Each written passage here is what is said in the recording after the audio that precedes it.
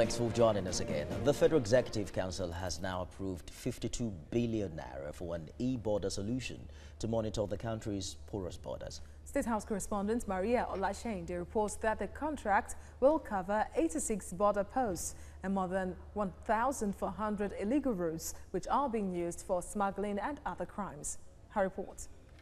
Vice President Professor Yemi Osinbajo presided over this week's Federal Executive Council meeting in the absence of President Muhammadu Buhari, who was on an official visit to Borno State to inaugurate some projects. Ministers briefed journalists on the memos that were presented and approved by Council. For years, successive governments have spoken about how porous the country's borders are and how this has aided smuggling and the influx of illegal nationals in the country.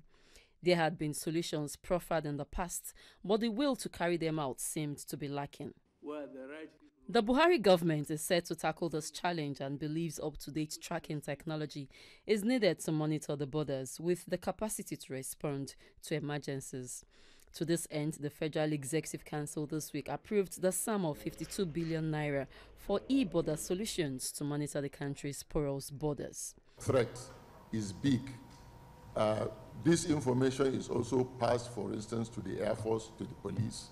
They also have the capacity to respond. But we want to ensure that the capacity of the immigration to monitor borders so that the security of management of border can be 100% proof.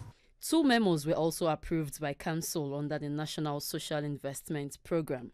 The first was for the award of a consultancy service contract for the provision of training services and integrated supply of starter packs for N-creative trainees in the northern states in the sum of 652.3 billion naira, inclusive of 5% VAT.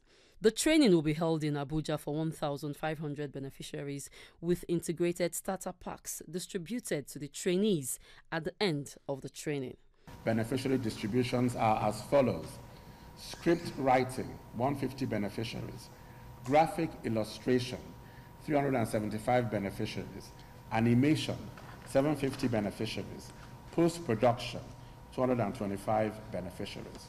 Ingawa Adelaji Dam project in Katsina State, which is about maybe 50–60% completed, but for the supervision also has to be extended to correspond with the completion period. The Information Minister also briefed on the handover notes expected of ministers, saying this was on course and a valedictory service will be held on the 22nd of May. Maria Olashende, TVC News, Abuja.